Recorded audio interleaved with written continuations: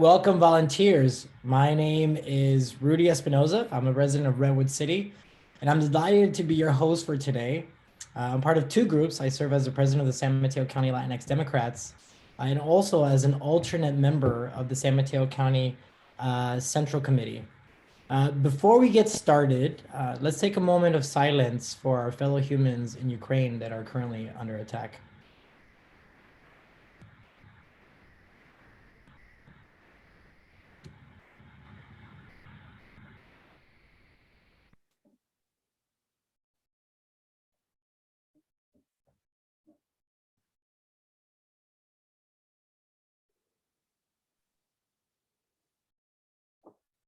Thank you. In 2020, over a dozen groups banded together to form a coalition of progressives, activists, and people that cared about our country to defeat Trump, win the Senate, keep the House, and we were triumphant. In early 2021, many of us continued the work and we shifted that focus on the Georgia US Senate elections. And again, we won there. And just a few months later, Republicans tried to take control of our state by recalling Governor Newsom. And we continue to fight and push back. And again, we were triumphant. We have learned that together we are stronger. Together we accomplish more. This year, many of those same groups from 2020, in collaboration with many new groups, came together to form what we call the Bay Area Coalition. Swing Left, Sister District, Democratic Volunteer Center, NorCal Joy for Warriors for Kamala and Biden, San Mateo County Dems, Contra Costa Dems, San Francisco Democratic County Committee, and the San Mateo County Latinx Dems have all committed to this effort. Our mission is to effectively and strategically utilize people power, that's you, to support campaigns where they're needed the most. And together, these groups represent over 30,000 volunteers. And we have a couple goals. One of them is to keep a Democratic majority in the House and Senate by supporting incumbents and new candidates. We want to flip state legislatures and protect and elect Democratic governors in priority races. You're going to hear a little bit later on how we plan on getting this done. I'd like to also introduce some of the leaders that have stepped up to help us build and execute this strategy. So I'll call on them and then ask that they please tell us their name and organization that they represent. So I'd love for folks that are joining us today to tell us in the chat where they're joining us from and if they're part of any group. All right, first off, let me ask Peter. Hey, Rudy, before we start introducing, do you think we could just pause for a second to see how we can get all the rest of the people in the weight room in? I can't do anything about that at the moment. So I'm going to ask John Hall if maybe you can help us. I'm looking at that right now, Rudy. It looks like we'll have to upgrade the account. Go for it. We may need to restart the meeting to do that. I mean, I'll put the upgrade through and then we'll see if that does anything. Okay, thanks, John. I have a 500-person room already, but it would mean signing into a new Zoom link. Yeah, let's avoid doing that because Okay. we'll definitely lose people in the process, right. especially those that are joining later with the old link. Got Yeah. So let's just hold on to see if John can do that. And then we can ask, am I right? Then everyone could we would exit Zoom and come back in with the same link, John? Yes, that would be the option. All right. So why don't we do this? Since we are waiting, how about we put just a little music for John to fix it. And when John gives us the go ahead, we'll give instructions to everyone on what to do. Sound good with everyone? Yes. All right. I see thumbs up. Thank you. All right. Let's find some good music while we give John some time.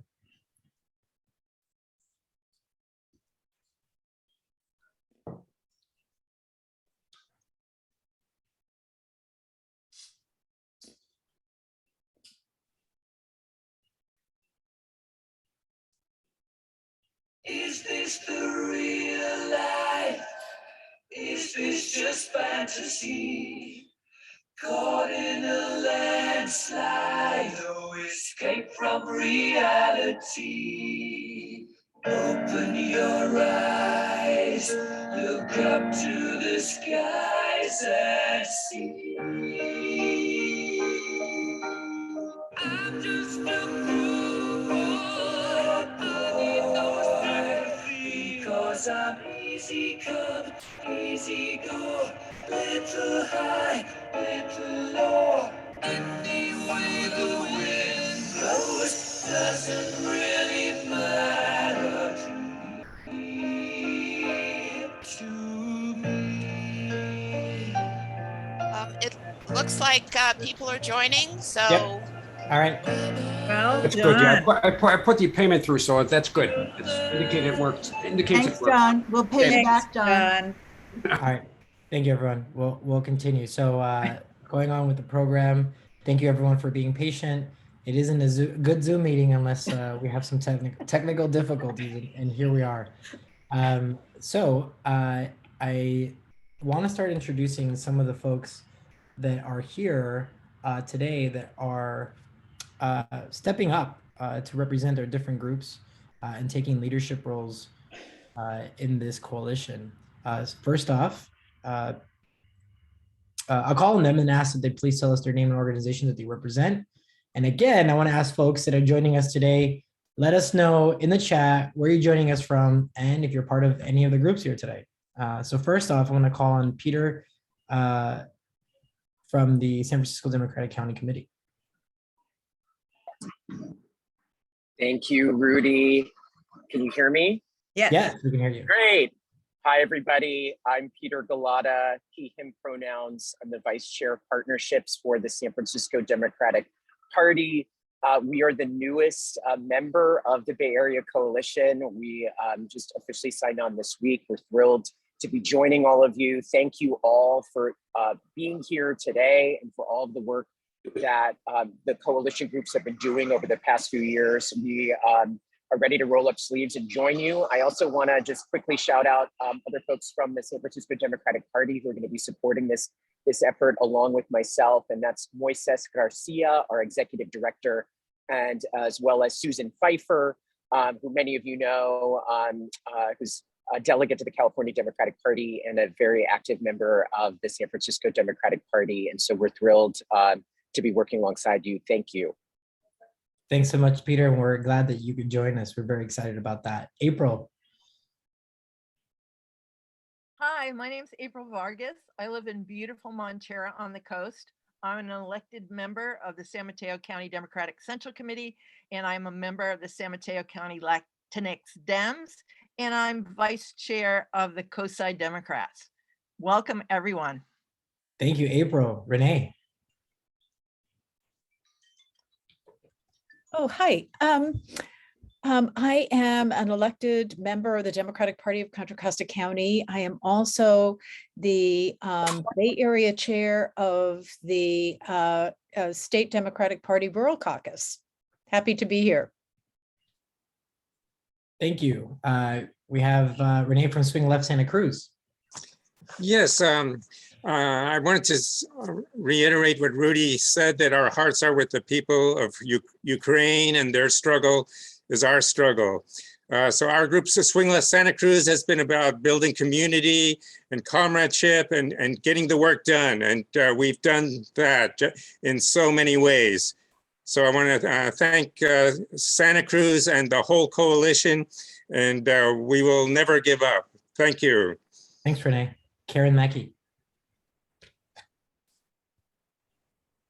Who's not with us, but Karen Mackey is the chair of the San Mateo County Central Committee. Harini.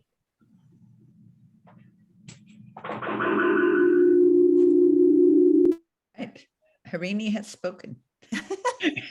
That was not Harini, but Harini I don't think is here, but Harini represents the NorCal Joyful Warriors for Kamala and Biden. Karen Rivers.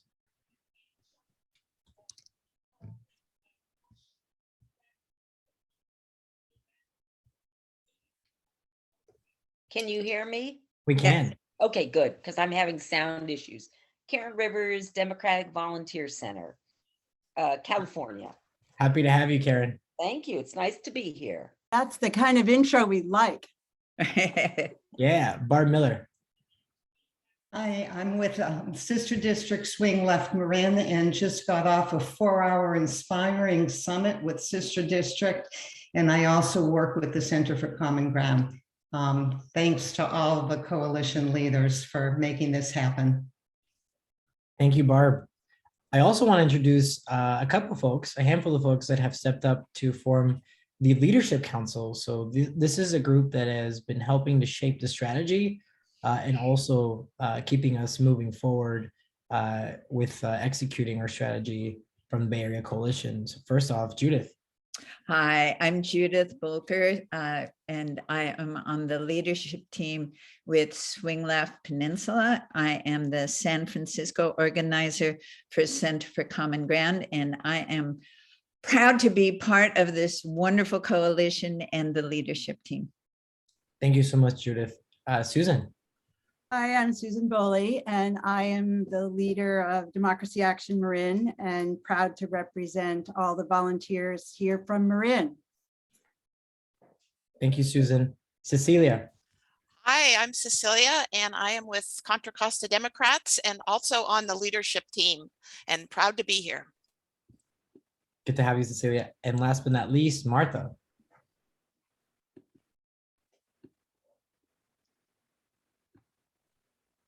Hi, everyone. I'm Martha Knudsen from Swing Left San Francisco. I'm joined here today also with Colleen McCarthy, who helps co-lead San Francisco Swing Left, and I'm on the leadership committee, and I love working with everyone here. It means so much to me to be saving democracy with all of you today.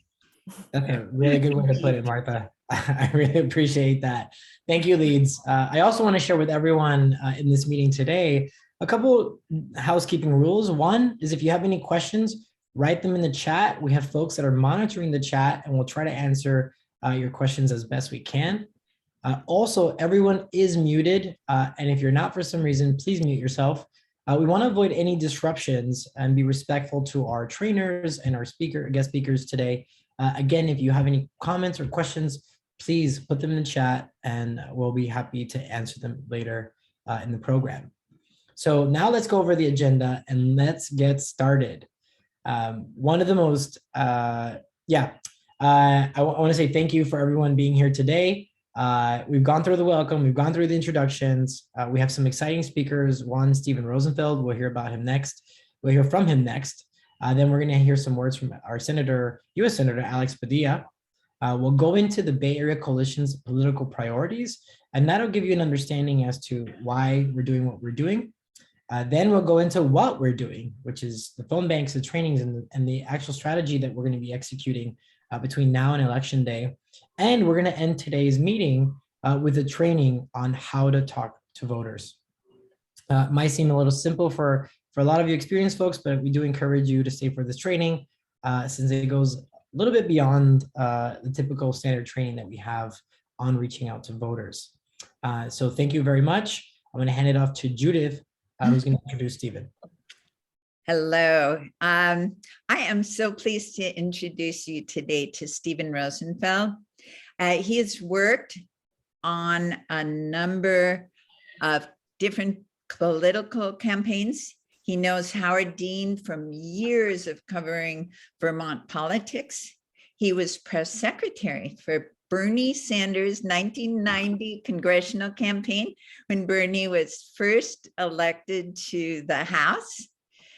He currently is the editor and chief correspondent of Voting Booth of the Independent Media Institute, where he covers election administration and voting rights. He has reported for NPR, Marketplace, Christian Science Monitor, Radio, as well as Salon, BillMoyers.com, The New Republic, and many others.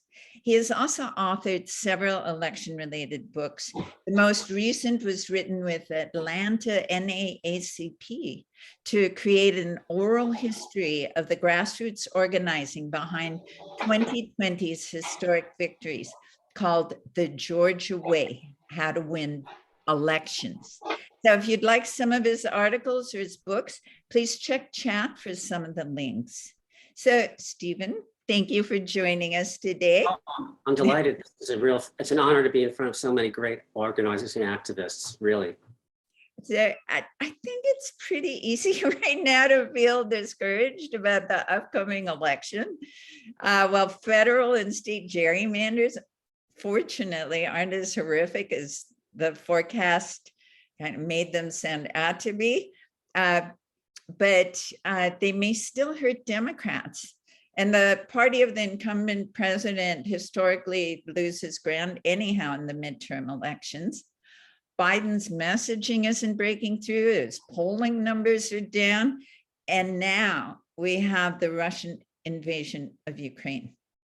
On top of that, outlets like The Atlantic has been predicting a Republican coup, or worse yet, a 21st century civil war.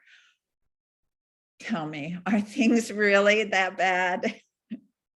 Well, I do think the Republican Party is untethered from facts and reality and will do whatever it can to win in any which way possible. But I don't think we're on the brink of civil war. We have another model of civil war that is in the news this week.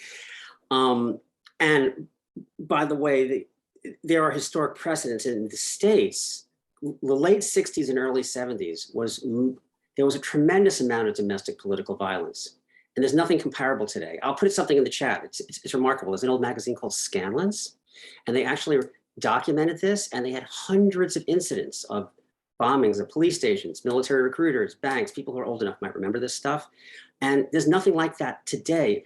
But most importantly, we have the January 6th insurrection, which is obviously a very, very big deal. But we don't have people doing all this other stuff besides dressing up in military fatigues and marching at state capitals. And the bigger point is that all these articles that are predicting a civil war are not giving anybody any hope for solutions. You can always advance in journalism if you're a cynic and you don't want to be accused of being Pollyannish or naive. But the thing is, you're not seeing anything in the Atlantic coverage about successes with bringing out people, like what brought out people in Georgia. And folks on this call who know the Center for Common Ground, I don't need to remind you of what you all did and how they, and then there were a lot of groups that did stuff like that. And the Center for Common Ground, by the way, they took their organizing model to Virginia, and they had 2 to 3 times the turnout in communities of color than the areas where the rest of the state party, the campaigns were focusing. So there are models that work that involve partnering with local grassroots activists. The other thing is there's some new information that come out with, I was told about. This is from Phil Keisling. He's the former Secretary of State of Oregon. This was like a 2-hour conversation yesterday. There are academic studies showing that these are the first ones on 2020, peer-reviewed 2020 election turnout, that if people get a mailed out ballot in their hand, turnout is likely to increase by 6 to 8%. Now, it's not all Democrats, but now that is a really big deal. And if you want to think about this, in every major state, swing state, except for Georgia, you can apply right now, today, online. I have to write about this, but this is what he told me, to get a ballot mailed to you this year. You don't have to be sitting and saying to yourself, oh my God, what are the Republicans doing to us? What can we do? What can we do? That's really empowering. And that's not selling anybody on the issues. That's just getting a ballot. And that's 6 to 8% higher turnout. So the last thing I would say before, I know you have a bunch of questions, is I really don't believe that this foregone conclusion that just because the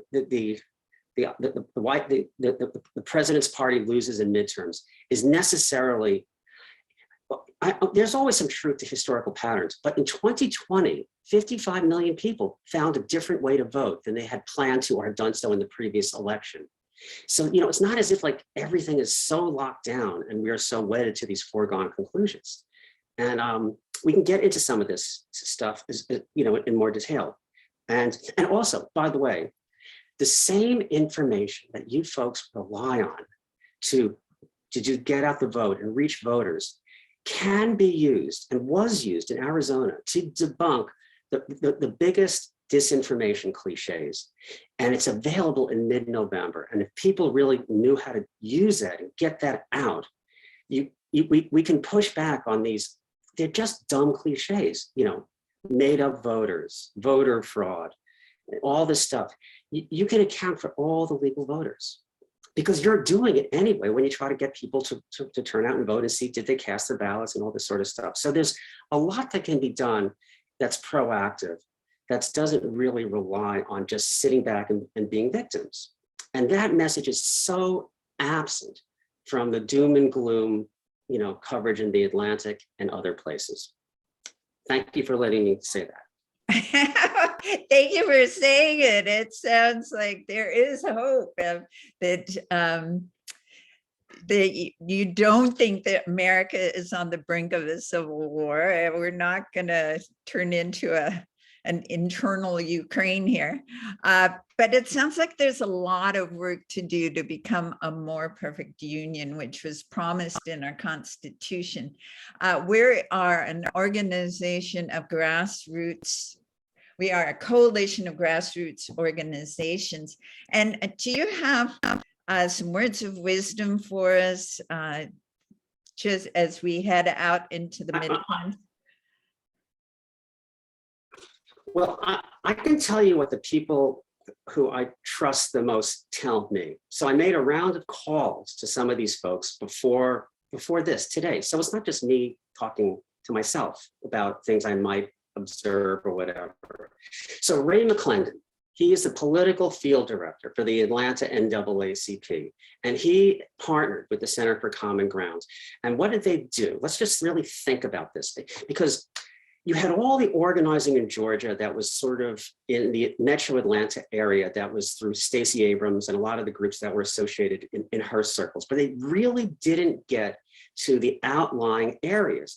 And what they found was that, now this is just, you know, Black Georgians. They found that 75% of the state's voters were in 17 or 18 counties outside of the 3 or 4 Metro Atlanta counties. And most of them were already registered and they were being overlooked by the state Democratic Party because they hadn't voted, and by the Republicans too, because they hadn't voted in every election. Well, what they did was the NAACP realized that in Georgia, now every state is different. And when you break this down, you know, you have all these fraternities from the Black colleges that have these civic groups that have their membership. And this is the professional class. So it's a certain age of folks and so they engage them in not duplicating what they were trying to do. So then what happened was you had these frontline people who are trusted, who can start a conversation that basically is backed up by all the texting and postcarding and phoning that all of you folks have been doing. And when I was covering the Georgia runoffs, I was there right after Election Day. I was there for Bill Moyers. And the head of the Atlanta NAACP, Richard Rose, said, I said, Richard, how many volunteers do you think you really need to get this going? He goes, well, we have 200 or 300. Well, here comes Andrea Miller's organization, you folks, you know, the Center for Common Ground, 40,000. But they had to make the introduction on the ground.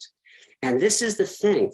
Ray McClendon said, the thing that they just need, they need to be able to hire people right now, and they're having a hard time raising the money to be the person that knocks on the door or introduces others and opens that door.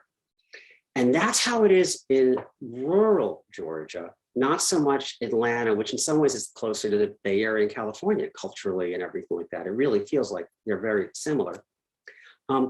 Other states are different. So I'm talking to Phil Kiesling, former Secretary of State of Oregon. He was the one who instituted vote by mail. He's the chairman of the board of the National Vote at Home Institute. And he's saying, yeah, we're not going to get people who are in their 50s and 60s in a state like Georgia that doesn't have a history of voting, voting by mail, and didn't have super high numbers in 2020 to change. But their kids, all folks who are like the grandmothers and the older folks who are basically saying, I just got to get everyone else in my family to make a plan and vote. They're not saying, go online and fill out the forms to make sure you get a ballot. Now, Georgia is harder than other places because they just passed the SB 202 from last year, pushed the application deadline. They made it within 75 days of election day. But every other swing state, you can do it today. And if you think about, well, how do you get younger people engaged? Well, they're like, anatomically attached to their phones. These are online applications. And if you can line it up and so that was Phil's pitch to me. And Ray's pitch, again, NAACP Atlanta field director, was we've got the people, who are trusted local leaders. We just need to get a little bit of money to sort of like hire other folks. And then we can sort of start work. They're worried about right now dealing with the primaries. They want to push back on because that's what's coming up. And what's happening is the Republicans in that state and in that legislature are basically ignoring local control, and they're trying to, through passing legislation, they are literally trying to oust elected Democrats who tend to be non-white and replace them with white Republicans.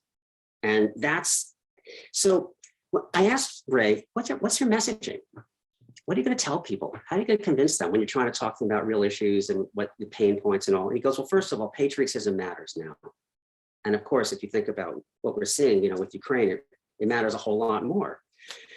Because I don't need to tell you guys why. And he also said we have to talk about, local needs and things that, people's local pain points. I know you guys all know about this. And encourage people that, it matters to be heard, and it's not a foregone conclusion and that it's over. And so those are two examples. Great, Stephen. Thank you so much. And everything you said, you will all see, it fits in perfectly with the strategy we have planned to turn out the vote. Turnout is everything, just as you said, Stephen. So thank you so much for giving us the hope that we need, the positivity that we can get this done using the strength of grassroots organizing. We can help to turn out the vote. We are the power to knock on those doors. We are the power to make those phone calls. So thank you again, Stephen. And I will turn it over to our next speaker. Thank you. Thanks, Judith, and thanks, Stephen. It is good to hear that it's not all dark and gloomy, right? As some people like to paint it. It's easy to do that, but some of us are committed to doing the work so that we don't have those outcomes. One of the most meaningful moments for me of 2021 was watching the video. It was actually a Zoom call when Governor Newsom appointed California's first Latino to represent us in the U.S. Senate. Senator Alex Padilla came from very humble beginnings, and he cried as he accepted the honor of serving us. His parents, immigrants from Mexico, had very little formal education. His mom was a housekeeper, and his dad was a short order cook in diners in LA. Before he was a U.S. Senator, he started as an elected official on the LA City Council, then he got elected in the state Senate, and then he served as the first Latino Secretary of State. And now I want to share with you some words from our senator. Hello, Bay Area Democrats. It's great to join you today as you kick off your campaign to turn out the vote from elections. And first and foremost, I want to thank you for getting ahead of this important election. Mobilizing Democrats this November will require all hands on deck. And defending and growing our majorities will come down to people like you, putting in the work months in advance, not just in the days or weeks before the election. And I can't say it enough. Democracy is not a spectator sport. That's why I commend you for your commitment to ensuring that every voice is heard at the ballot box. Now, with your help, we can pick up key congressional seats and come back with an even stronger majority this fall. That's the only way we'll be able to move forward on critical issues like voting rights and immigration reform. Because as we've learned in recent months, We need all the votes in the House and the Senate that we can get.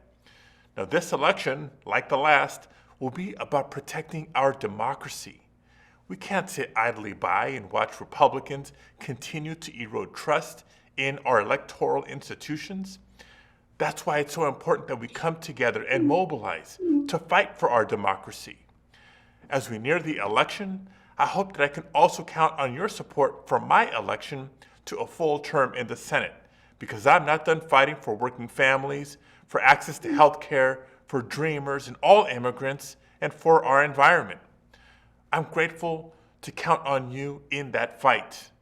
Thank you always for your continued activism. Hello, Bay Area.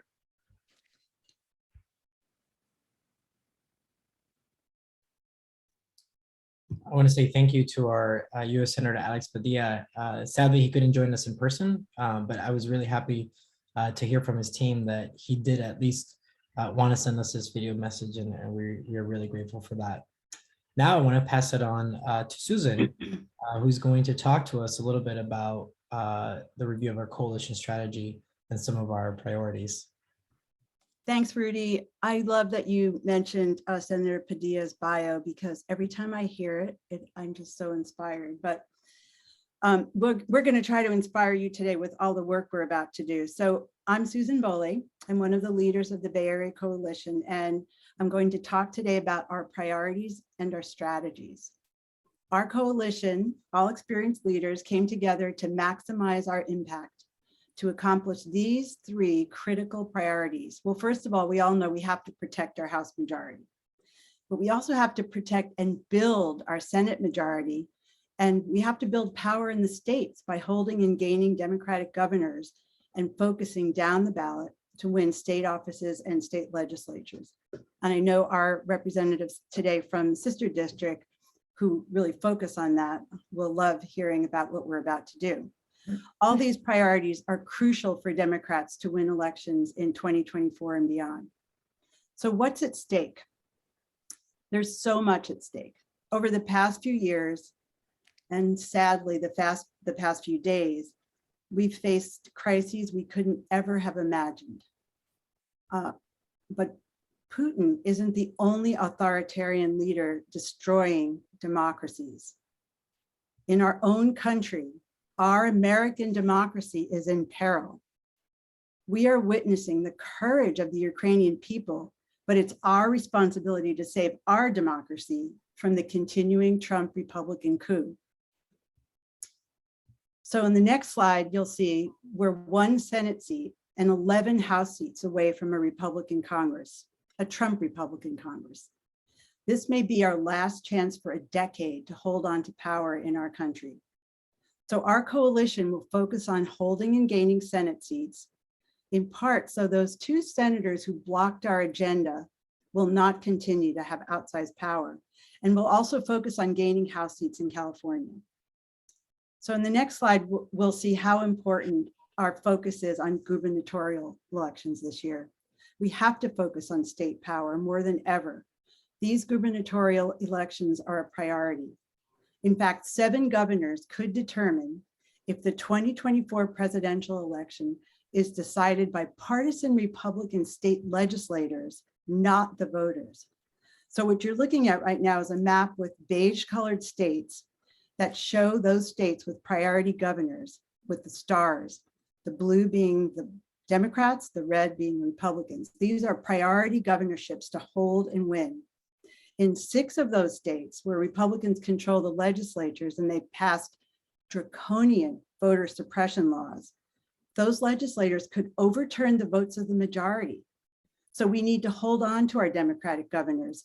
They're in Wisconsin, Michigan, Pennsylvania, Kansas, and Nevada. We have to stop the Republican legislatures.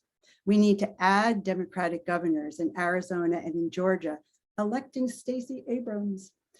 So our coalition will focus on the Arizona and Nevada governor elections and Senate elections. In the next slide, speaking of Stacey Abrams, who is my inspiration every day, we know this won't be easy. We know we face strong headwinds, but as she says, we fight for what we want and we work with what we have. The media and the pundits will remind us every day of our demise. They're cynical, they're trying to get more clicks. They helped Trump win in 2016, in my humble opinion, with their cynical self-interest, and they predicted just as strongly that we wouldn't win in 2018 and 2020. But we did win in 2018 and 2020 with record voter turnout and record volunteer mobilization. And with your help, we're going to do that again this year. We are so gratified you're all here today, but we also need you to reach out to your friends and family to get them involved, to join us in this fight. So on the next slide, you're going to see the locations and races we'll start with.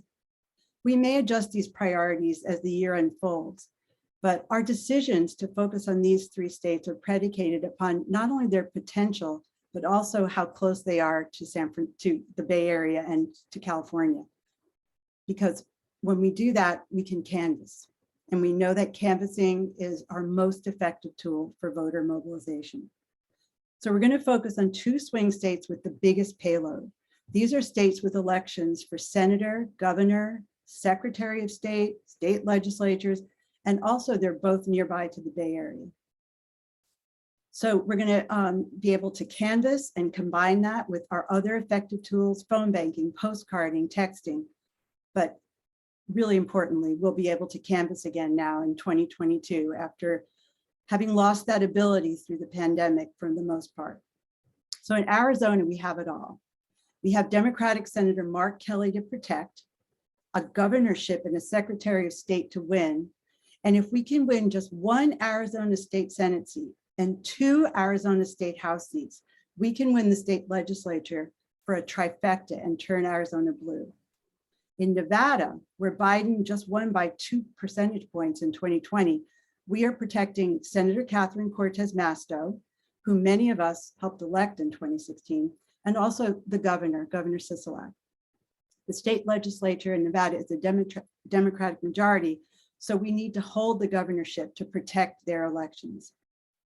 On the next slide, we're zeroing in on the California map. So we'll also focus on 2 of our own congressional districts.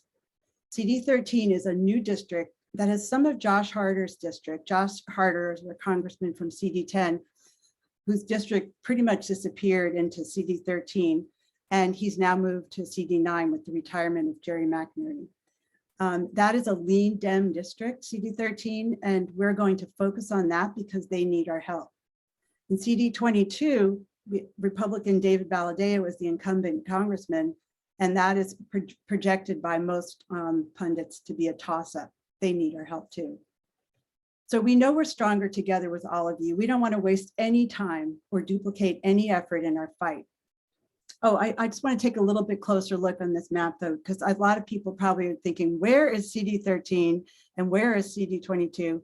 Well, here is the maps to show where they are. It's sort of, CD13 is a little bit closer to us. CD22 is just south of California 13 and a little bit farther away from the Bay Area, but all of our friends in Southern California will be helping with these districts too. So just to wrap up here, we know that we're stronger together with all of you. We don't want to waste any time or duplicate any effort with you in our fight.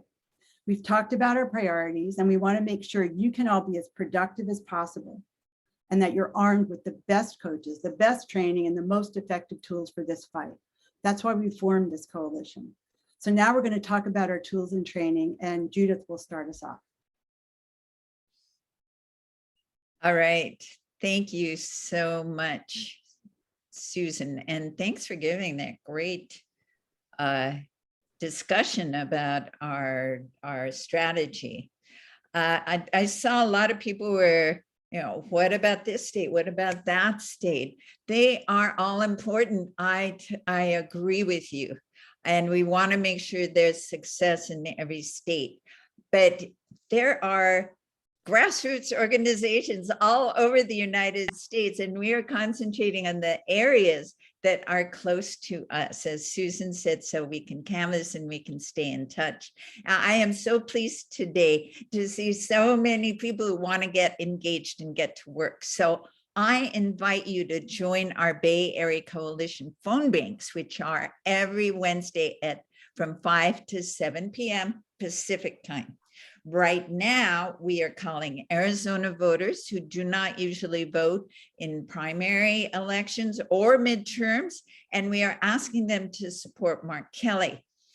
There is evidence that we can get, if we can get people to vote in a primary election and a midterm election, as well as the presidential election, they become regular voters. Arizona's primary is August 2nd, and it will be here before you know it. At that point, we will start calling about the whole state. But as Susan said, there are many, many elections going on, from the most granular state assembly and state senate, all the way up to governor and senate. Every analysis of the upcoming election in Nevada comes to the same conclusion. It's going to be one of the closest races in the country. And the stakes are very high, just as Susan pointed out. Your calls for Senator Catherine Cortez Masto are so important. Again, these calls are early because you may think they're early. They're actually, the primaries are coming very, very soon. And we are also calling California. I'm so happy to say we are going to be calling the California Central Valley. We are calling no party preference voters and asking them if they support Democrats. Because one thing to keep in mind, if you're registered as an NPP, you can't vote in the primary. And we want to turn out. It's all going to be a matter of turnout. So these calls are important, and it's not long before these primaries are upon us. All you need is a computer, and for Nevada, you also need a phone. If you've never phone banked before, now is the time to start, because we're going to have even more phone banks in the future. If we have experienced, kind, and patient trainers, we have the best trainers who can help you feel comfortable making calls. They will help you with the script and answer any questions you have. As we keep saying over and over again, as Stephen said, as Susan has said, these elections are going to be a matter of turnout. Your turnout right now in these phone banks help to fuel the turnout in elections in these 3 key states. You can sign up right now. Colleen is putting all the information in chat. And now it is Britta. Well, thank you, Judith. Well, you have been hearing about the importance of training for our volunteers to be as effective and productive as possible. Our comprehensive schedule starts today at 2 p.m. Following this presentation, we urge you to stay on this Zoom and join us for our first training on how to talk to voters. Then on March 19, please come to our voter engagement training. This training focuses on techniques and tools for engaging with voters. We will learn how to share personal stories, a tool that establishes common ground among people who don't agree and can be more powerful than facts in political debates. We'll learn about deep canvassing, a form of canvassing that uses deep conversations to help shift someone's beliefs and has the potential to move hearts, minds, and votes. Outreach to the Spanish-speaking community is essential going forward, and we will learn how to best communicate with Spanish-speaking voters of different generations, gender, and beliefs. And you don't need to be totally fluent, as we will be reviewing electoral vocabulary tailored to this midterm election. We will learn how to interact with voters by using motivational interviewing, a technique that elicits behavioral change, helping those who are undecided resolve their ambivalence. You can also stay tuned for more trainings coming up soon. We will be offering a new volunteers orientation, coaches training, and we will learn what goes on behind the scenes of a campaign. I hope to see you all on March 19, but for now, please stick around for our workshop on how to talk to voters with Kathy Walsh, our amazing voter communications trainer. Thanks so much. And April is going to be talking about the Central Valley strategy next.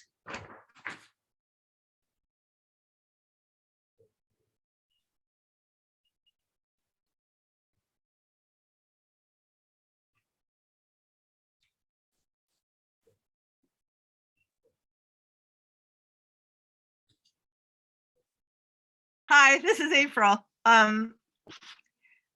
It's our distinct pleasure to present our Central Valley Votes Mobilization Program.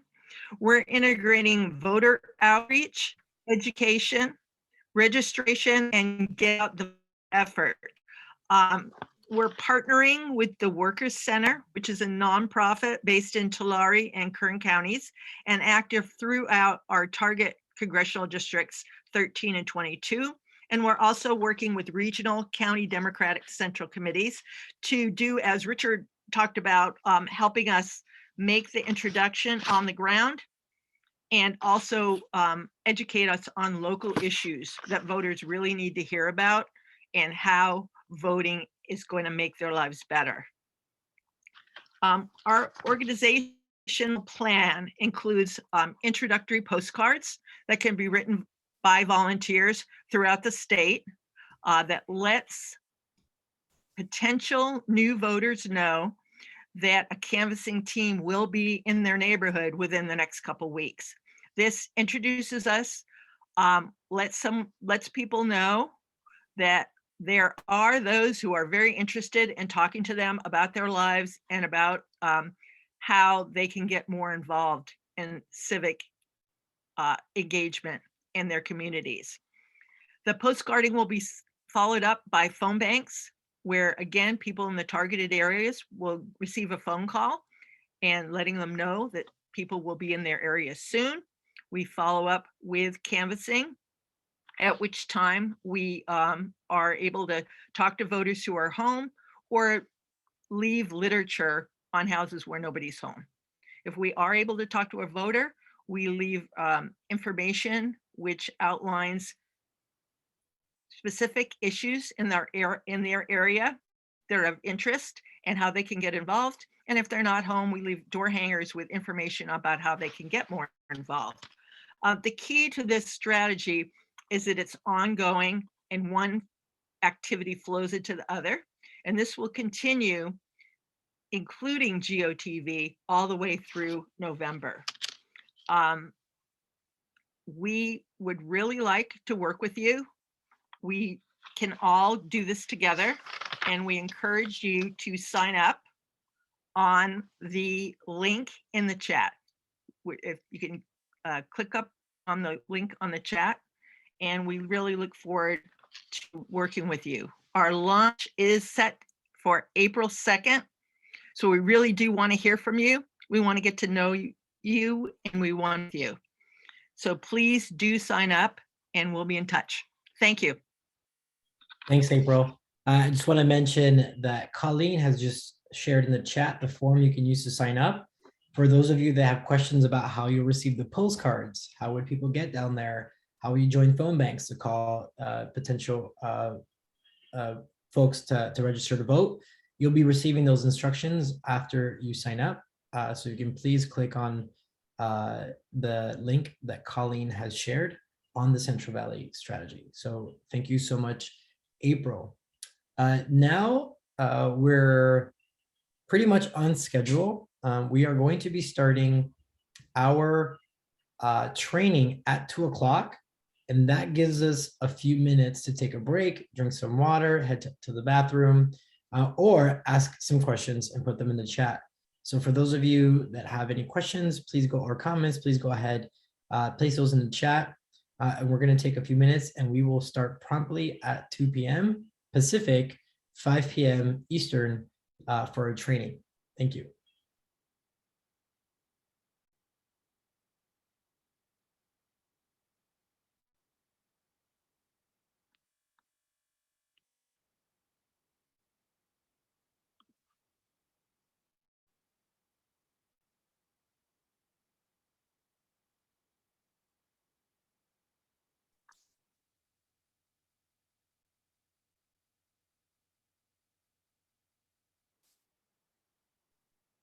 Hi, if I have to leave, do I stop sharing or? Yes, thanks. what was Yeah, the- thank you. Yeah, Martha, that's a Yeah. good idea. If you can just go ahead and I guess, so if you can just leave the slide up for a couple of seconds.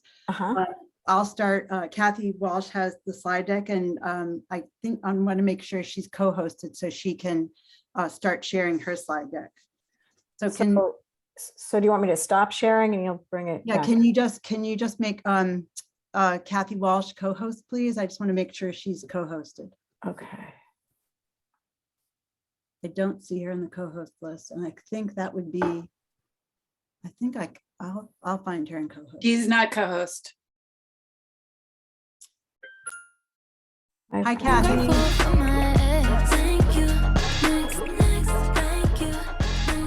Well, that's good.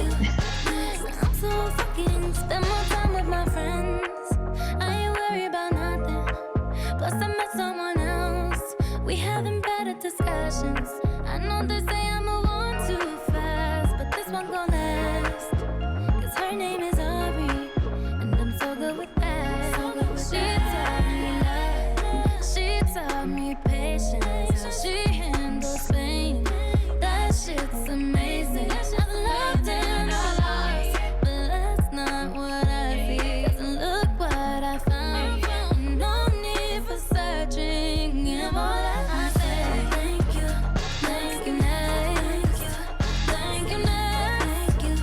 Thank you. I'm so fucking grateful for my ex. Thank you, next. So thank you, next. Yeah, I'm so fucking grateful for my ex. Thank you, next. Thank you, next. Thank you, next. I'm so fucking. One day I walk down the aisle, hold her hands with my mama. I'll be thanking my dad, cause she grew from the drama. Only wanna do it once real bad, go make that shit last. God forbid something happens, at least this song is a smash. I got so much love, got so much patience. Learned from the pain, turned out amazing. Blessing overload, but that's not what I see. Look what I found, ain't no need for searching. Give all that I say. Thank you, next. Thank you, next. I'm so fucking grateful for my ex. Thank you, next. So thank you, next. I'm so fucking grateful for my ex. Thank you, next. Thank you, next. Thank you, next. Yeah.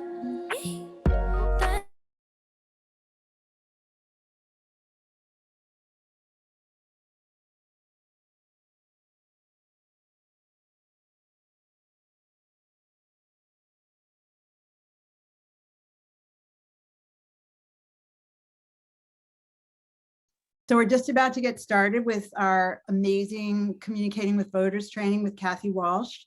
I hope some of you are going to stick by us and hear from Kathy.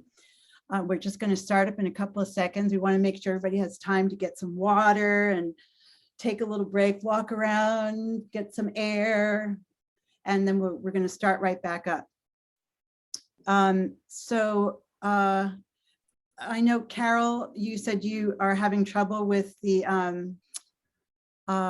with signing up to volunteer. So if you don't mind, Carol and Mary, can you please go ahead in and put your info in,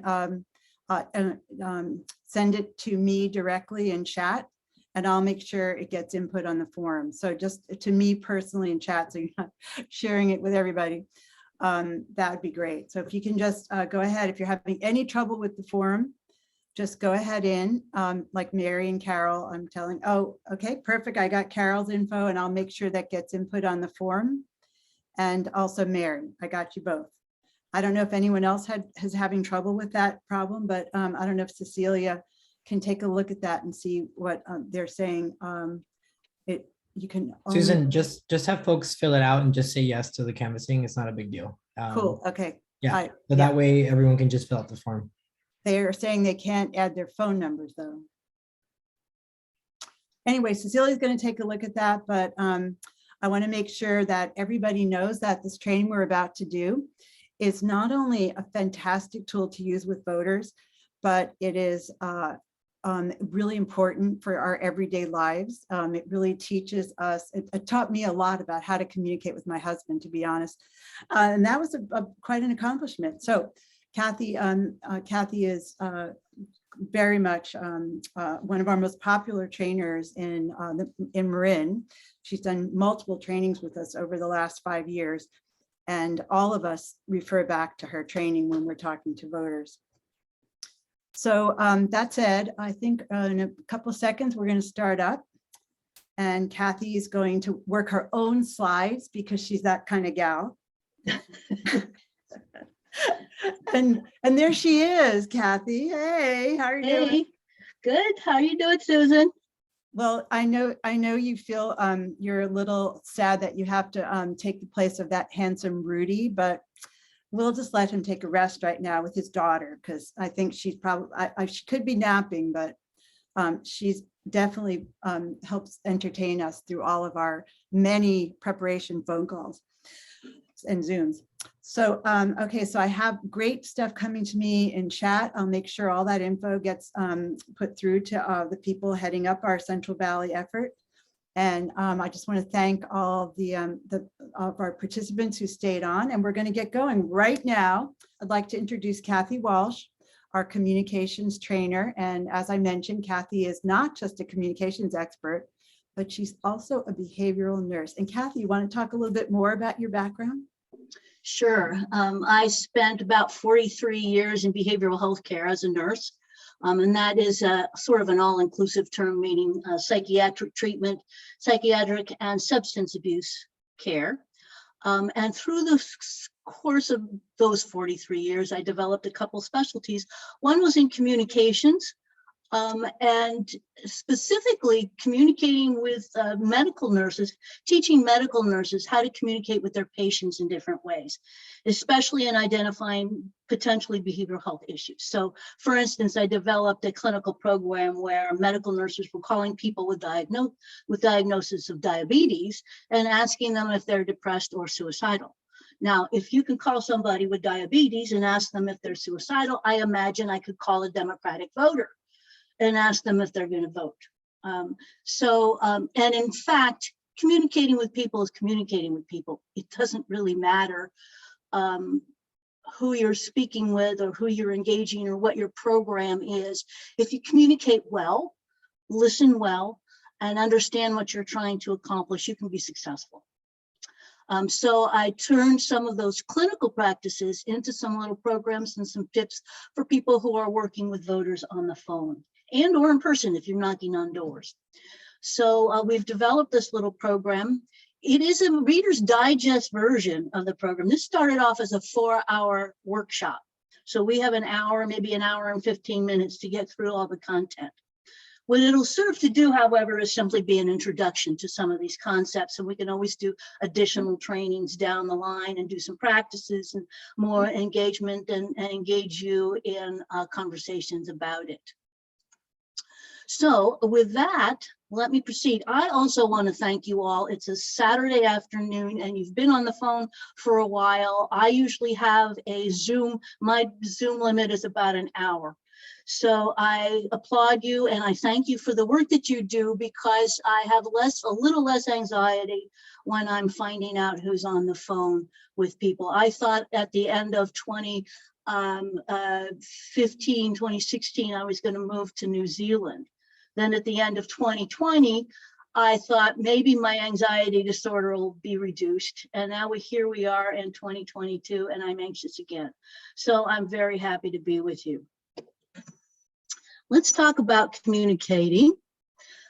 You've all been communicating all your lives. You're all seasoned people. I didn't see any kids on this phone. So you've all been communicating all your lives. Many of you are excellent at it, and you could probably hang up and be fine. However, the basics of communication, as much as we all know these things, I can count on one hand of people I know who are really excellent communicators. So you've got seconds on the phone with a voter, a potential voter. So your communication needs to be very efficient and very effective. So we don't have time to mess around. So I'm going to give you some clues as to what the things that you've been doing all your life, what are the most effective and how to employ them in a telephone call. The other thing you're missing, because we don't have 4 hours, is you're going to miss some of my best stories. So we'll have to do some other We'll have to do some other trainings just so you can get the benefit of that. So let's talk about things. The basics of communication. We need to understand what we're trying to do. If you don't know what you're trying to do, you're not going to be very successful doing it. If you know what you're going to do, piece of cake. We're going to talk about how to engage somebody on the telephone. We're going to talk about asking questions, and then we're going to talk about listening, which is the most important skill you can possibly use. We're going to talk a little bit about motivating behavior, because people are not, if they're not acting, how can we speed up the process of motivating them to act? And then we'll talk about potential follow-up workshops or more details and practice down the line. So communicating, goal-focused communication. I used to do a lot of work with nurses and behavioral health psychologists and social workers about their communication, and we sort of decipher their communication and pick it apart. What did they do? What did they not do? 9 out of 10 times, if their communication was less successful, it's because they weren't sure what they were trying to accomplish. If you know what you're trying to do, you can be successful. I'm the best communicator in the world that I know of when I'm clear about what I'm trying to do. And when I'm not clear about what I'm trying to do, I mess it up every time. So what are you trying to do? What's the focus of your phone call or your whatever you're trying to accomplish? Do you know what that is? And distractions are very easy to becoming. You can be distracted by anything. If you're focused on your goal, you're less distracted. So what's the overall goal? What are you trying to do? And that's usually has to do with the campaign that you're working on. Is it get out the vote? Is it registration? Specifically, what are you trying to accomplish? And are there interim steps? So maybe, when I was doing canvassing calls, I just made goals of how many calls I was going to make that day, how many people I was going to engage that day, how many hours I was going to do it. Sometimes you have to have interim goals to be successful, to feel successful, so that you can have energy to pursue your other goals. So make sure you know what it is you're trying to accomplish, and make sure you have interim, very specific, concrete, measurable goals to meet along the way. And then success is measured by behavior as well as outcomes. Your behavior, the behavior of individuals you talk to. You can measure your success. I talked with 3 people this hour. Yay! I dialed 50 calls if I'm not on an automatic dialer. Yay, I did those things. So make sure you measure your success on behavior as well as other people's behavior and response to you. And change the goalpost as you like. Each time you make a call, each time you're set up to make calls, say on Wednesday at 7 o'clock, make sure you know what your goals are, and maybe next week those goals are different. Maybe this week I want to talk to 3 people, next week I want to talk to 7. Change your goalposts along the way, and they are unique to only you. So identify the goals of the campaign. So the campaign has their goals: identify voters, identify candidates, increase registration, get out the vote. List for yourself, what are the campaign's goals that you're trying to accomplish? Okay, then engage people. This is the hardest thing you have to do because you're making call after call after call, and people don't want to talk to you. So you've got seconds, you've got a heartbeat to get their attention. It's your first chance to get their attention, and how you do it might be simple, and it needs to be simple, and it needs to be very, very brief. Sometimes it's a little more complicated, like you have an actual elevator speech that you got 30 seconds to get in what you want to have done, but it needs to be clear, and it needs to be simple, and it needs to be fast. What's your elevator speech? What are you going to do when somebody actually answers the phone? You need to think about that, prepare for it, and base it on what you're trying to accomplish. So your elevator speech, or any 30-second speech you have, has to be brief. It has to have an explicit purpose. Okay, I'm going to be trying to get at the vote. It may list the expectations of the target. I want to get information from you. I'm asking you to give me information. or I'm asking you to tell me some things. What are you going to expect of the individual you're talking to? In fact, when I get phone calls and I hear the script, you know, people will call me and they give me their script. I'm from the Democratic Party and I'm doing yak, yak, yak, yak, yak, yak. I will stop them mid-sentence and I say, I answered the phone. Tell me what you expect of me now. I do that. And they stop and they say, I want to ask you some questions. How long will it take? Just a couple minutes. Okay, what's the first question? Don't pester me. Tell me what you want of me within the first sentence of being on the phone with me. Tell me how long it's going to take, and I can choose to give it to you or not. If I answered the phone, that means I knew I was going to be talking to somebody from the Democratic Party. You know darn well I knew that. So I'm willing. Don't blow it. So when you get somebody on the phone, what's your purpose? What do you expect of me? And include, maybe you can include some value for the individual. So I want your ideas so your ideas can be represented in the next election. There's a payoff. What's in it for them? And it's important that it's organic. How I speak and how you speak may be two very different things. It has to be consistent with who you are and what you're comfortable with. I can say things that you can't say, and you might say things that I won't get away with because they're not my words. Use your personality. You're all mature people. Use who you are. You've been talking, you've been engaging all your life. Be yourself and understand what your goals are and be genuine. And if you're not genuine, people see through it in a heartbeat.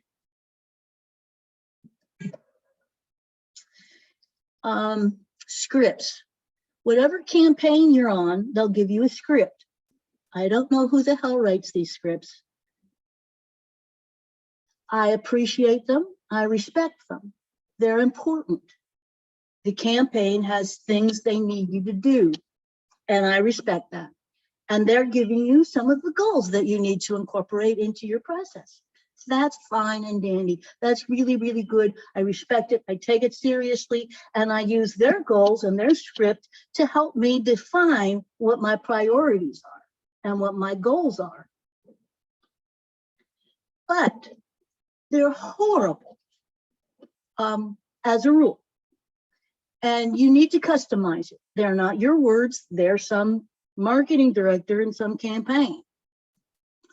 So how can you make it your own? Take a look at the script, make sure you understand it, make sure you know what its purposes are, and then rewrite it. Set 1 or 2 priority goals, because sometimes they've got 5 or 6 and they squeeze it all in the first paragraph. You can't do that. It's not going to work. Pick 1 or 2 priorities so that you make sure you get there. And if you have somebody that's fully engaged with you on the phone and they want to spend the next 10 minutes, 15 minutes with you, fine, you can use the rest of the priorities. But make sure you know what your 1 or 2 first priorities are so you can get that done, because very few phone calls are 10 or 15 minutes long. So here's a real example of a real script. Hello, my name is Kathy. My name is Kathy Walsh, and I'm a volunteer with Mission for Arizona, the Arizona Democratic Party coordinated campaign, and Senator Mark Kelly. Thank you for being a voter in the 2020 election. Our democracy depends on people like you exercising their right to vote. We make history electing Joe Biden, I won't go, we've only got an hour. Now, if you're on the receiving end of this script and you have somebody reading this to you, how likely is it that you're going to become engaged, riveted by this classy verbiage? So I've redone this script. Notice the crossouts. Notice this is slightly different. My name is Kathy Walsh, and I'm a volunteer with the Arizona Democratic Party. Let's see, where does it go? I want to ask you for your wish list for Senator Mark Kelly for the next election cycle. I need only a couple minutes of your time, period. So we've taken this 10-minute diatribe and turned it into 2 sentences. They're my sentences. You might have very different sentences. I take what they're trying to do very seriously, but I identified one priority that I'm going to pursue. And then as if I've got a fully engaged individual, I can pursue other priorities as well. But if I bore them to death or irritate the heck out of them with the first several paragraphs, I'm not going to be able to do any priority. So I hope that's clear. These things take some work and some thought. I know in Susan, when she's working with a group of people, her phone bankers, they share information, what works and what doesn't work. That's a very useful tool because a lot of folks have some really good engagement, little spiels, and it works every time. The other thing I recommend against, though, there were people, reasonable people will disagree with me. I usually don't ask how you're doing. Just cut to the chase. What do you want from me? How long is it going to take? And if I'm sincere, well, I'll find out how they're doing. Okay. So I'm going to pause here. I'm talking as fast as I can because I'm getting through 4 hours. We just went through 2.5 hours of lecture. It sounded like more like 2.5 seconds, but Kathy, I want to acknowledge, we're going to pause for a second. Please, everybody who has questions, go ahead and put them in chat and we'll try to get to them. As you know, we have a limited amount of time, but I just want to make sure everybody knows we are ready to have you answer questions. So Rudy's going to enable chat again so that everyone can put their questions in chat. And while we're waiting for that, we're waiting for the chat to be enabled again so we can start seeing some questions, which I know some people were holding on to. I just wanted to mention that Kathy just talked about a script that we're actually using right now to talk to voters in Arizona. And, you know, all of the, I don't know if Rudy has enabled chat yet. Can anybody re-enable chat so that people? Susan, I never took off the chat. Everyone can Oh, ask. cool. questions. Okay. Kathy, Okay. even the So hosts. Yeah. thank you. Thanks for telling me that. Okay. So if you have any questions, please put them in chat. But I just want to mention that the script Kathy was just using is the Arizona script we're using right now to talk to voters. And it's really funny, but many of us looked at that script and we were just like, you're kidding. It had multiple priorities and a long lead in.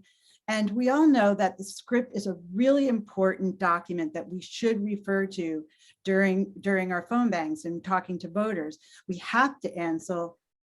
Somebody says that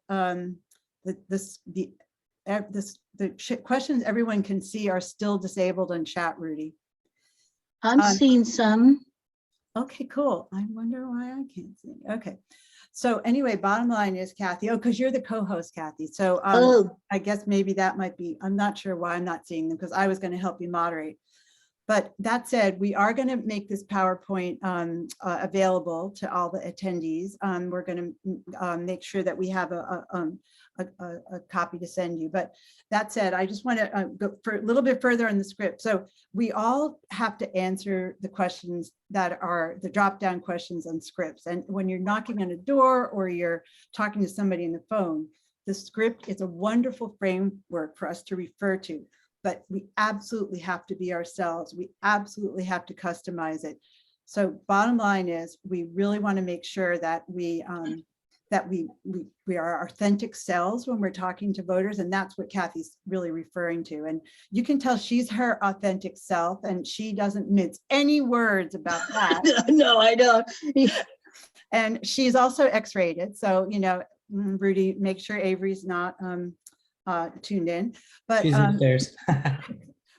but you know, you can see like how much more fun and receptive it would be for someone to listen to you as your authentic self than a robot reciting a script. So what we're going to talk about today is how to make sure that you have the most effective and productive conversations possible. So I still can't see the questions in chat. So Susan, there are a couple questions in the chat. The first one is, what do you say to get a caller to vote in a nonpartisan phone call? What is your brief ask?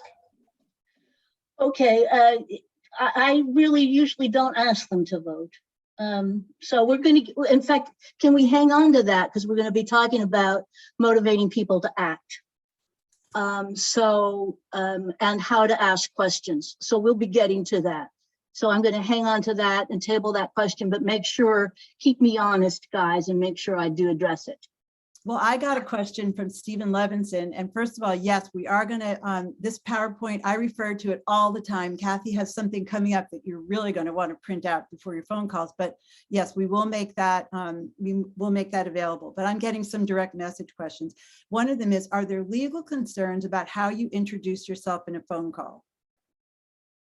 Legal concerns. So whoever asked that question, you want to unmute and explain it a little bit better? Stephen?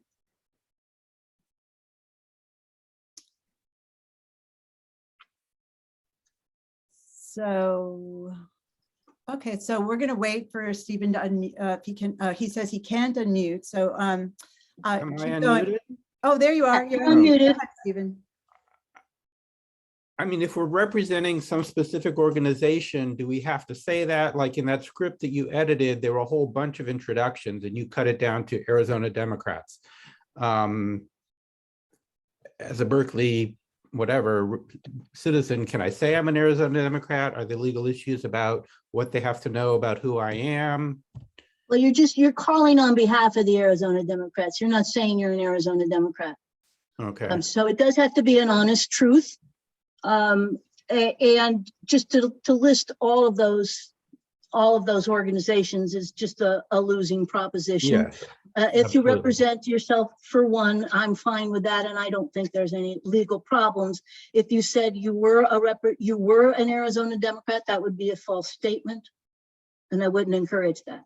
Thank you, Stephen. And we also have a question, how do you deal with a hostile respondee? Okay, firstly, the better you communicate, sometimes the less hostile people are. So if you don't follow the original script, you're not going to anger them. It's less likely you will anger them on one hand. On the other hand, you don't need to talk to hostile people. You've got 20 million other phone calls to make. What we're also going to talk about is picking your fights or finding your opportunities, maybe is a better word. Talk to the people where they are engageable. If folks don't want to talk to you, you don't need to talk to them. You can wish them a very nice day and bid them adieu and make the next phone call. So there's no room for hostility in these phone calls. So Kathy, another question that has come up is that some campaigns say that their scripts are scientifically proven or they've been researched to get the info and engage voters or whatever they're trying to do. So some people are reluctant to make too many changes. Can you maybe get to a middle ground on people who have those concerns? Sure, I think that takes a lot of thought, and certainly it can be done, but it takes a lot of thought. You need to take their script very seriously and rewrite it so that it's consistent with who you are. I would try to limit the goals and or put them later in your call. They just can't be all up front. You can add some of their other goals later in the call, but if those are the first sentences out of your mouth, you're not going to have a second sentence. So it just takes a lot of thought to take what the campaign wants you to do, make sure you appreciate it and respect it, and craft a brief sentence and maybe a follow-up sentence or two that you use later in your call that is consistent with who you are. It's okay to have one priority and then change and start using a second and third priority later in the call. Does that answer your question? Yeah, thanks, Kathy. I appreciate that you found the middle ground. And again, it all relates to being your authentic self, but still accomplishing the goals that we have in the call. Right. So I know that there's been other questions asked in chat. And if one of our other co-hosts can select the best question, I'm keeping my eye on the time. It's 2:25. So I want to make sure we have enough time to get through some really good stuff that's coming up. Anybody else? Trisha, yeah, Trisha has a question, Susan, and that's, can you just ask the campaign what their objective is with the calls and points you want callers to make? Because we want to amplify a consistent message. That's from Trisha. Yeah, so absolutely. We do give feedback to campaigns about scripts, and I know Kathy knows this, and we do give feedback. We tell them kind of responses we're getting in terms of the lead in, and we all have great ideas for the lead in. Some people say this is not a call to raise, we're not raising money. This is not about money. There's a lot of ways to lead in, and Kathy mentioned it earlier that one of the best ways to do is to share in a phone bank. We always have a debrief at the end of a phone bank, and it's a great time to share the things that helped you have great conversations. And I don't know if that answers the question, but Kathy, you want to embellish? No, I think that's fine. Yeah, we're not working in a silo. We do communicate with the campaign and give feedback back and forth. And also the computer system usually doesn't have all the goals up front as you fill out the answers to the questions that they want answered. It is in a drop down progressive way. So you're not putting everything up front, all the goals and all the expectations right in the first sentence. Yeah. And I think, we absolutely want to get the information in those drop down questions. That is the absolute imperative. However you get to that, those questions should be answered. So yeah, it's this is scripts and phone banking. It's not you're not a campaign ad. You're actually trying to get information from the voters. So I like someone said, I'm a voter empowerment volunteer. That's cool. I like that. Yeah, it's not a campaign ad. And the more you make it into some kind of message, that way, the more likely it is people will hang up. So we want to balance, absolutely, working with the script we're given, but at the same time customizing. We always say that to our volunteers. And always in a phone bank, if you're having trouble with something, we really want to hear from you during the phone bank. We have incredibly experienced coaches who can take you off in a one-on-one and work with you to make sure you're giving the script the best treatment it could get. And we always encourage people to take some time, read the script beforehand, and really get familiar with it so you can then customize it, but still accomplish the campaign's goals. Last question, I think. Phone bankers have gotten frustrated with not being able to leave messages. Okay, this is a campaign answer, but we make 50 calls and yet no one answers. And do our phone banks allow us to leave messages? Okay, so this is less about communicating and more about the millions of calls we have to make. So we really appreciate that it is frustrating sometimes when you make 50 calls and you don't get an answer. But you're giving, first of all, important, absolutely essential information to the campaigns about people who've moved or have new phone numbers, or the phones don't work, or the whole list of things that helps us whittle down a list to the voters we need to talk to. And at the same time, when we leave messages, it slows us down incredibly. So basically, you'll make like possibly 10 calls in the time it could have taken to make 50 calls. And we're not really clear in most cases that people even pick up those messages. So based on the time of in the election cycle, we don't typically leave messages. Now, Center for Common Ground has a different set of voters, and they tailor their calls to those voters. So they do leave messages when right now they were calling Texas. And plus, Texas is in the last few days of an election, which is a good time to leave messages. And when we're working with big campaign elections, day before election, get out the vote, we often do leave messages. But no, we don't really leave messages at this point in a campaign. It just takes up way too much time, and we have way too many live people to talk to. So, and someone said, April says, leaving messages wears my voice out. I know, I feel the same way. I get so tired after I leave 20 messages, I just want to give up. So, and then Ruth says, when we leave a message, the voter may not want to talk to someone who reaches them, as they'll think, I already heard that. So I'd rather, one-on-one conversations are our most powerful tool, whether they're at a door or on the phone. So that that's the thing, most important thing. We want to identify supporters, which we can't do with the voicemail. Thank you, Chris. So yeah, we have a lot of great, so when you get in a phone bank, we're going to share all these tips and questions. So you'll have more time to talk about them, but let's get back to Kathy's presentation right now. And oh, and Cecilia, one last thing, which is one of my absolute truths, is when we leave messages, we don't always know that that voter is a Democrat. We may not be calling Democrats. So if we're giving them information, I mean, I don't particularly like to give information to a Republican who's going to vote against us. So Kathy, take it away. Okay. Asking questions. Asking questions is an important tool. Closed questions, closed-ended questions are important. They give us a limited reply, and when we use them when that's required. And it's the most efficient way of getting what we want under the circumstances. So a closed-ended question, are you a registered Democrat? That requires yes or no. Yes or no. I don't need to expand on that. Yes or no. Are you intending to vote on Tuesday? It requires a yes and no answer. Now, it doesn't leave us opportunities if you want to learn more information, but it helps us check a box. And it's just fine that we answer yes and no questions, closed-ended questions all the time. They do not require or demand any expounding. Open-ended questions, however, they communicate a desire to understand.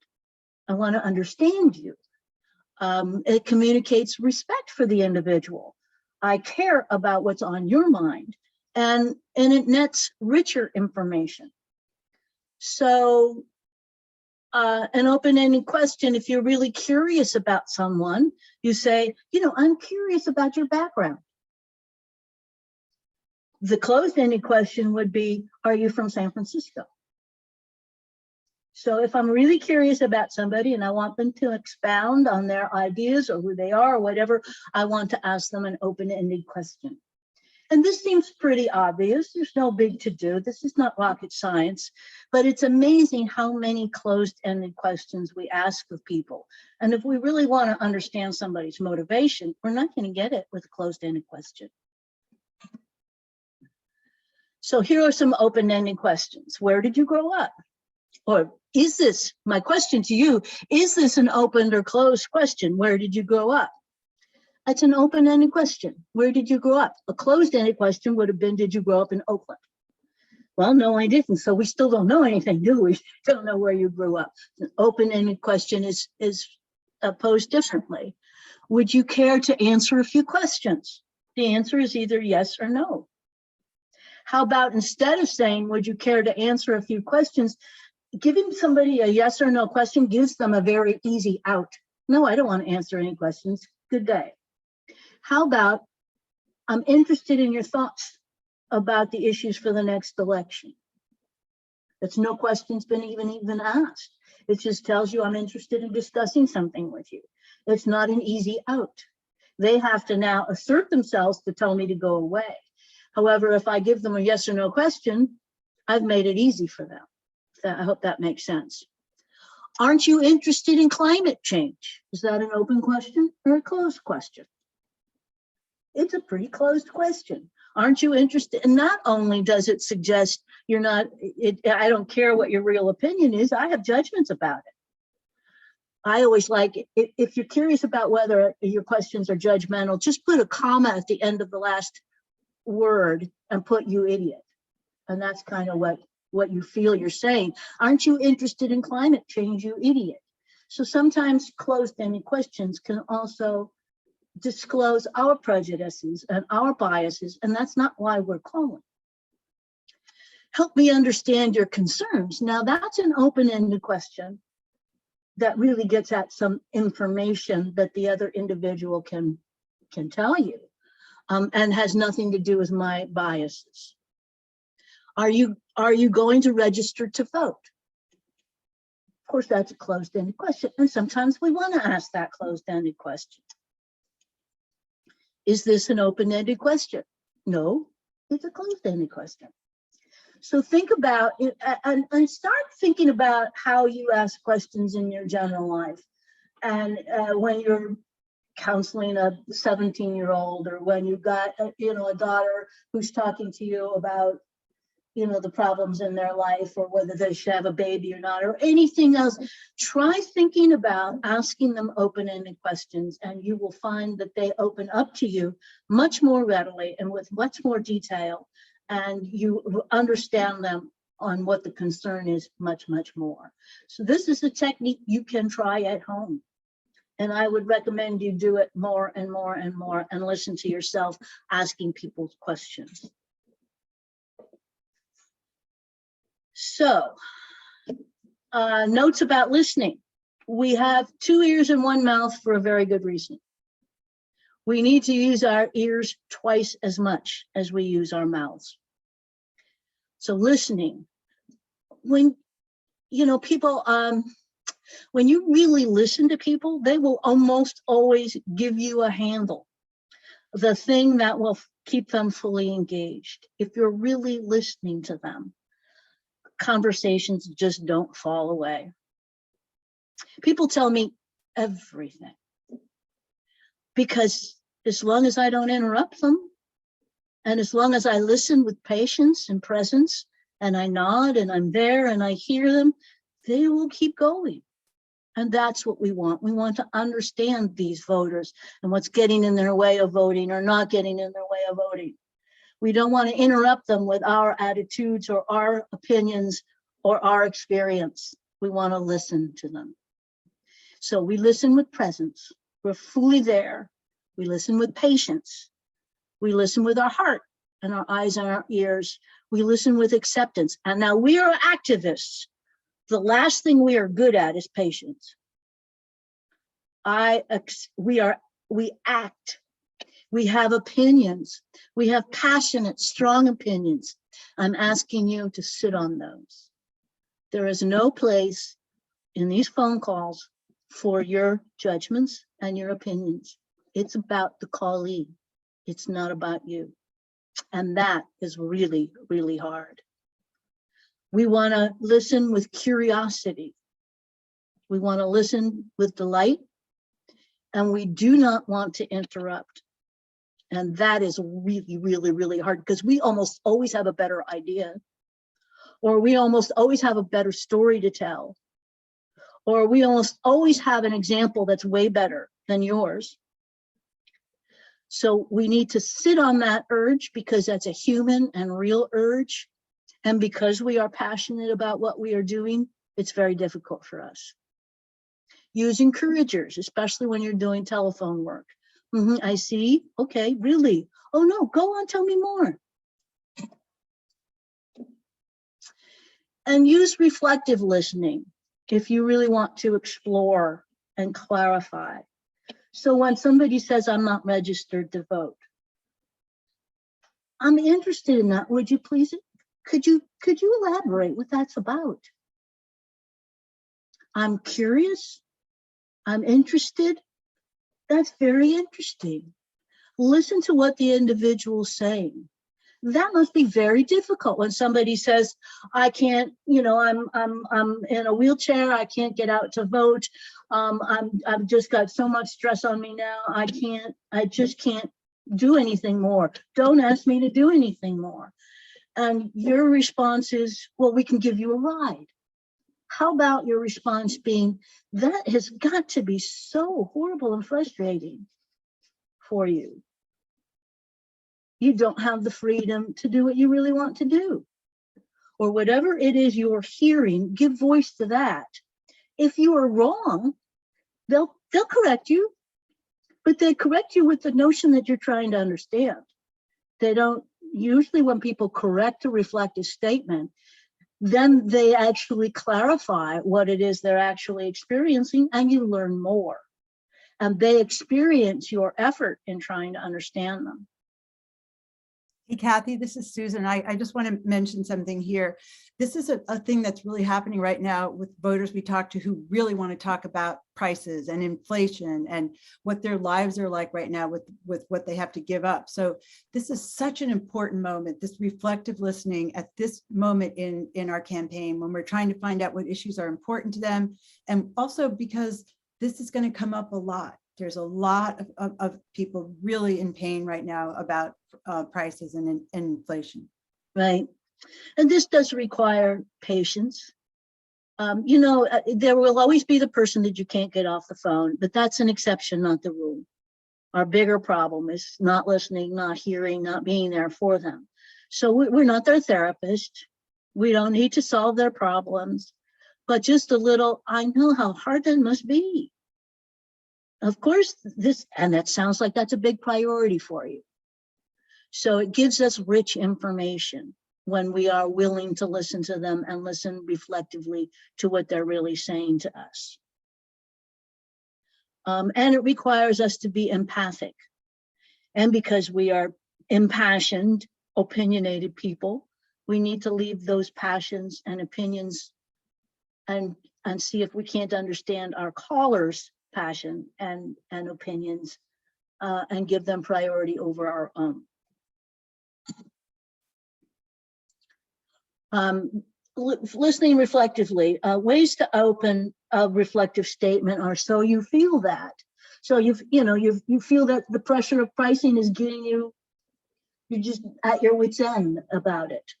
Or you're wondering if your vote really makes a darn bit of difference. Or it sounds like you're willing to vote, but you can't get there or you don't know how to do it. It sounds like you have had it with the democracy and you're moving to New Zealand. Whatever it happens to be, these are ways to open up a reflective statement.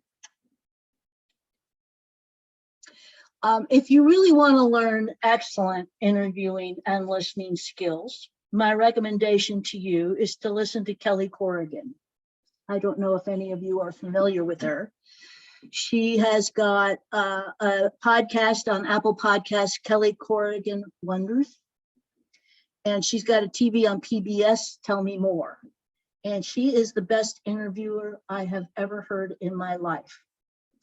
And even though the titles to her shows, Kelly Corrigan Wonders, I wonder what it is you're experiencing. I wonder what it is that makes you successful. Tell me more about, tell me more. She uses every good listening skill in the book, and she does it with wonder and excitement and interest and fascination. And whoever she is interviewing is convinced that they are the center of her universe for the full course of that interview. And it's the best I've ever heard. Watch her, listen to her, and tell me that I'm not right. She is absolutely fabulous.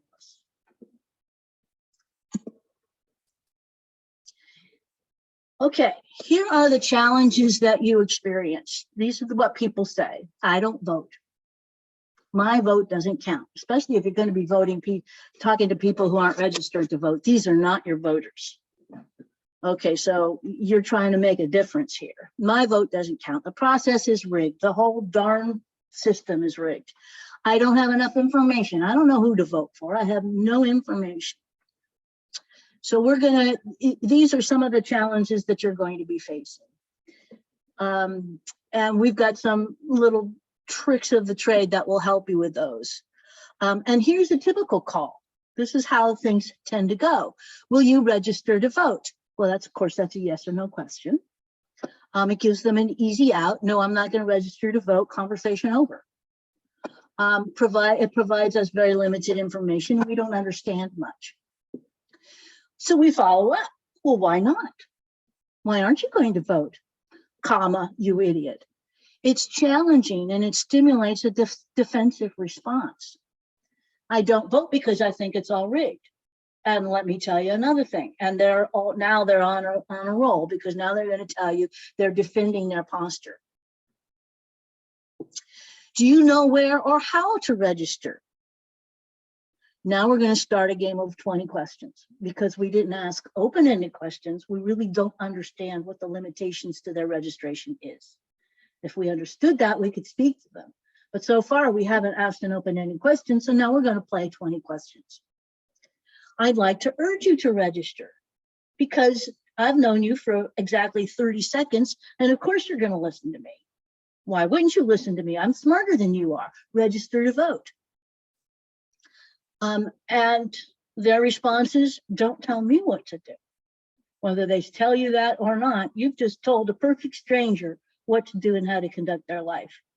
Who the heck do you think you are? Or we can be their little cheerleader and say, but you can really make a difference. Yeah, right. I haven't voted for the last 20 years. And a stranger calls me, and within 30 seconds, it's going to make a difference because they just told me my vote makes a difference. How successful are you going to think that's going to be? It's not going to work, but you're going to feel good about yourself because you check that off the box. I'm telling you, don't even bother to make those phone calls because they're not very effective. We can do something much more effective than that. We can look at what motivates somebody's behavior.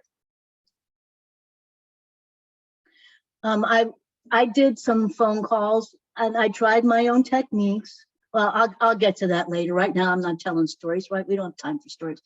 Okay, usually people behave in their own best interest. Most often they're not, except of course under COVID, but normally they behave in their own best interest. And what is good for me or for somebody I love, what's consistent with my moral compass, how do I think about the world, what's consistent with who I am, and there are positive consequences outweigh the negatives. Most often we behave in our own self-interest. People sometimes don't act in their own self-interest. Their behavior might be unhealthy, smoking, overeating. Yeah, I smoked 3 packs of cigarettes a day. I'm a nurse. I knew always what it did to my body, and I did it anyway. So I didn't act in my own best interest, despite all sorts of evidence to the contrary. I was way more willing to accept the negative consequences than change my behavior. Why would I do that? How could I possibly do that and make any sense? When we find ourselves saying, you would think that, don't you know? Are you crazy? And I find myself saying that like daily, many times a day, especially with the COVID. I don't care what your politics are. Would you think you'd get a damn vaccine? You're gonna die. You're gonna die. And people don't act in their own best interest. So when that happens, what we know is that there is something else that has nothing to do with information about vaccine that is keeping them from acting in their own best interest. Could be conflict. I want to vote, but I don't like the candidates. I don't like my choices. Ambivalence. Balance. The balance of the things have equal value and keeps me from acting. I really know that cigarette smoking is bad for me, and it really helps me when I'm anxious, and it keeps me on an even keel, and I don't know what to do with my anxiety otherwise. That's a real conflict. I like to smoke, and I know it's not healthy, or I know I need to lose 20 pounds, and I really like to eat. Both are true, and they keep me from acting in my own best interest. Barriers. I'd like to vote, and I live in Texas, and I can't, or Georgia, or I can't. There are barriers to my voting that have been placed there, and or because I housebound or whatever the barrier may be. I can't get my vote to the polls in time. Might be lack of information. I don't know the candidates well, and I don't have the information I need to make a rational decision. And I'm not ready or willing to make a change. Not everybody is willing to change. That's why if you've got a caller that's hostile, say have a good day. Obviously, you don't want to talk to me. I'm fine with that. Have a good day. Let me talk to somebody who's ready to engage with me. Not everybody wants to change. Not everybody is willing to change. And there are many, many people where there are opportunities. There's a stage of change where on the first stage, they're stubborn and set in their ways and nobody's going to get them to move. And on the other end of the spectrum, they're willing and able and eager to make changes. And there's all sorts of colors in between that. And while we want to make a difference is in those people who are in the middle, that they're thinking about it, that they're willing to engage, that they're willing to talk, that they think they might like to vote, but they just can't get off the dime. Whatever conflict is keeping them from acting is not solidified yet. Those are the folks that we can intervene with and actually make a significant difference. And the trick for you is to know the difference. The hostile person, you wish them a good day. The person that's already registered to vote and voted early, you thank them for that, and you get whatever information else that you need for that campaign. And it's the person in the middle that you spend some time exploring why they're not moving forward, but exploring it in a way that's going to keep them from being defensive and encourage their activity and their movement towards change in a more rapid way. So when you think about your own life, well, think about your doctor tells you you need to lose 30 pounds. And he's a bit chubby himself. How does that go? How does that conversation go? And how do you feel about it? And boy, does that motivate you to go on Weight Watchers the next morning? I don't think so. How about when your wife tells you you need to quit smoking? I'm tired of that cigarette. How does that work? Not so good.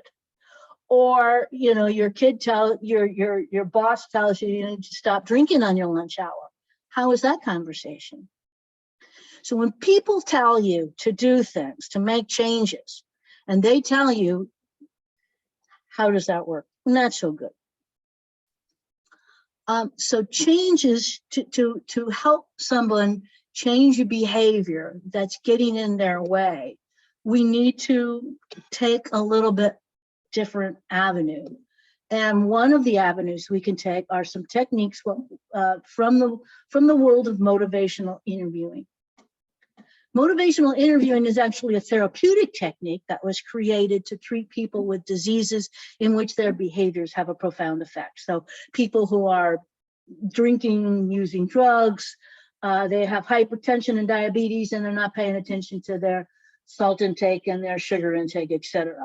People who are drinking and they just won't stop drinking, they can't because they're in a disease that their behavior impacts the course of their disease. And we want to intervene because they're continuing on that path will cause irreparable medical damage. Based on the premise that people have an intrinsic need to change and usually act in their own interest. And behavior change has to come within the individual. We cannot impose it.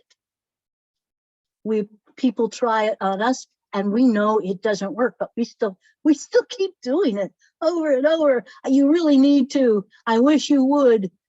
In fact, it just doesn't work.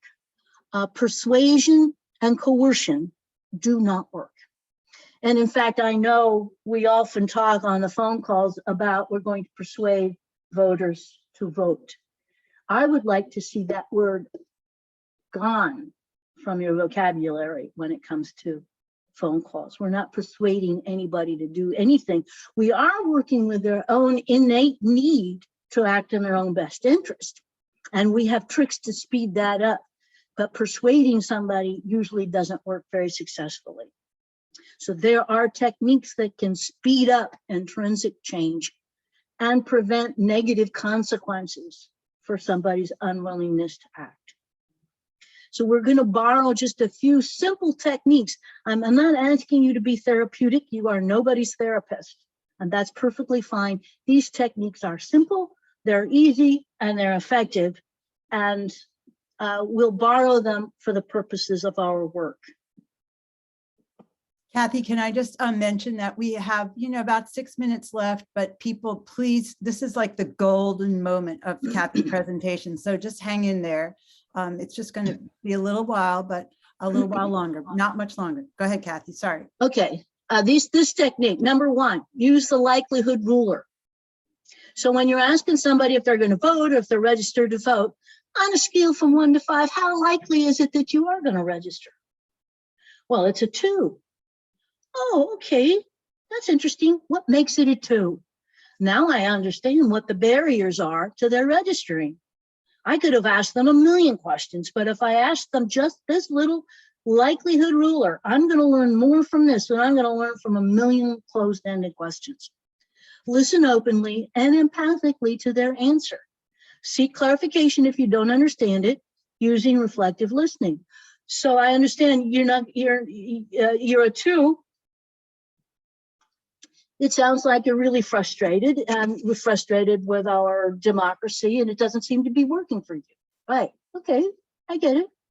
It's okay, I'm not gonna argue with you. That's valid.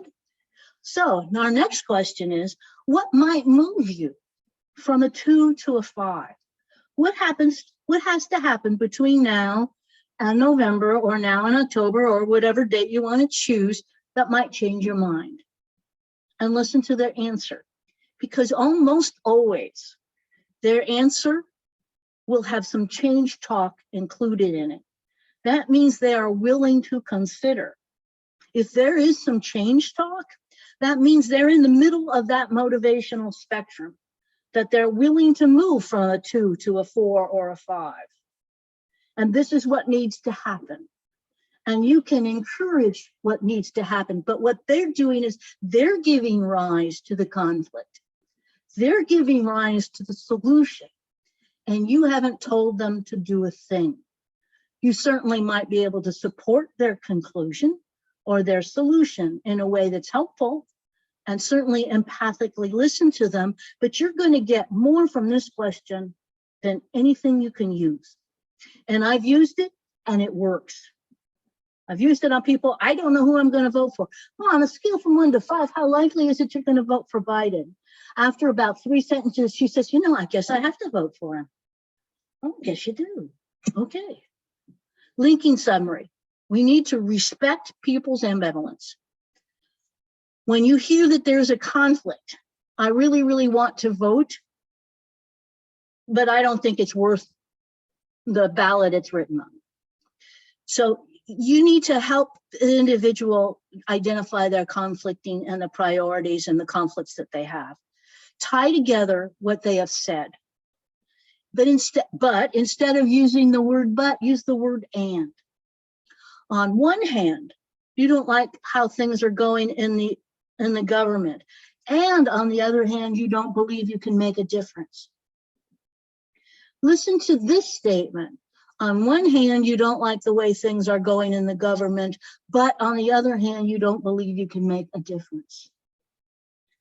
That but says that these two cannot exist together. And so I'm going to remain immobile. Adding the and suggests I respect you've got a conundrum. On one hand, this is important, and on the other hand, this is important. You just say it, and they hear it, and they hear their ambivalence and their conflict, and that can increase their attempt to problem solve, to create a solution to that conundrum. On one hand, you really like to drink, and on the other hand, your wife is going to leave you if you don't stop. You've got a real conundrum. I said that to an alcoholic, and he said, "Oh my God, thank God." I said, "What?"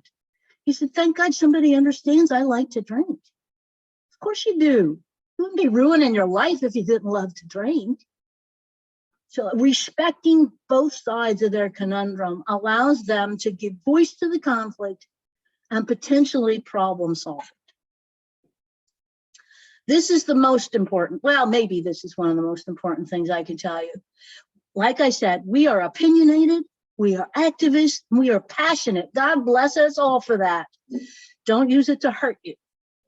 Don't tell people what to do. I'm telling you what to do, but it's because I get paid the big bucks to do that, right? When you have great ideas, which you have, or information to impart, which you do, unsolicited advice is almost never welcome. Always ask permission to provide information. Once permission is given, the receiver is much more likely to be receptive to the content. And sometimes one of their barriers is, I don't know the candidates, or I don't know the issues, or I don't know whatever they don't know. And it's perfectly fine for you to say, you know, I have some thoughts, or I have a website that might be useful to you. Would you like to hear it? Would you like the website? 9 out of 10 times people will say yes.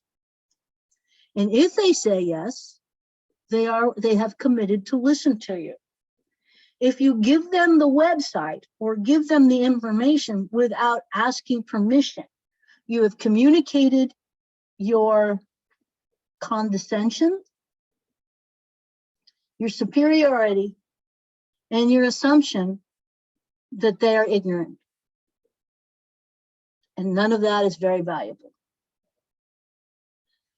People will be receptive if they want and if they need the information. And if you have it, bless your heart, please give it to them with their permission. This works in your daily life. Don't tell people what to do. They're adults. It never works.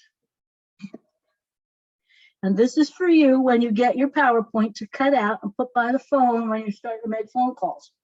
Listen, ask open-ended questions, use the scaling question, link their summaries about their conflicts, and provide information with permission. If you do these 5 things as often as you can, your calls will be significantly more effective than if you don't.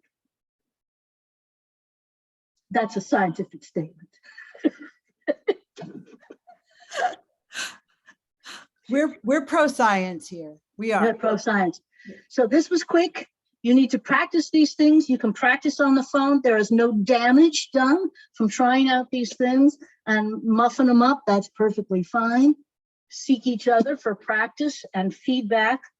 Hopefully we'll have opportunities for other work groups around this and other trainings that allow more opportunity for dialogue. Normally, I don't like to lecture without some dialogue. So this was the best we could do.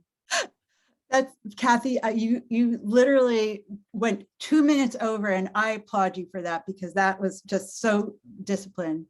But I just want everyone to know, if you do have questions, go ahead and put them in chat. Rudy will open it up, and then we can all get on our way and enjoy some of our Saturday. But all I can say, Kathy, is all of the techniques you just taught us, I use personally in my life, and it's been a huge, not just with voters. So I really am grateful to you for that. And I just want you to know that I really appreciate all the work you put into the talking to us, and also your humor and your authentic self. So thank you for coming today, and everybody out in the audience. Again, if you have questions, please just go ahead and put them in chat. And we will be, and Mary B just asked a great question. Why can't the script be written as Kathy describes? And I know that's one of those questions I don't know if we'll ever be able to answer in our lifetime, but believe me, we give feedback to the campaigns. And Kathy, everything you said was just so dead on for the work we do. We're going to provide everyone with your PowerPoint, so you have that great little final slide. We'll get that all to you. And thank you all for being here today. Rudy, do you want to wrap up? I do. As if Kathy would be so kind and share her contact information, there's some folks that are asking. I'm sure they probably love to reach out and maybe even invite you to do this training again. I will say, Kathy, I learned a lot, and I've been doing some of this work for years now, and it's amazing what you can learn. And sorry, my camera's off. It's amazing what you can learn when you get a professional to teach you a couple things. I recently had a conversation with an uncle who's a Republican. And naturally, I asked, what would get you to vote for a specific candidate, which is a Democrat? And he actually answered what would get him to vote, which told me that he's willing to vote for that person, right? So I really appreciate that. Thank you everyone for sticking around. We're a couple minutes over. But if anyone has any questions or wants to contact Kathy, if you'll just put your information in the chat if you'd like to share that. As Susan mentioned, everyone's gonna get the presentation. There will be a recording of this that will be sent out to everyone who had registered to be in this event. I know some folks, we had some issues at the beginning and couldn't hop on, but thank you very much. This is only the beginning. This is our kickoff. There's so much coming between now and election day. Sit tight, you'll be receiving messages from us on how to get involved, how to participate. So if you didn't have an opportunity to sign up today, you'll be hearing from us pretty soon. So Susan just said, if you have any questions, please email Susan at swbolle, so Susan W. Boley at gmail.com. And with that, I say everyone good afternoon, enjoy the rest of your weekend, and can't wait to see you phone banking and canvassing and saving our democracy. Thank you, Kathy. Thanks, Susan. And thank you to the rest of the leadership team. Good work, everybody. Thank you. All right. Thanks, Bye-bye. Kathy.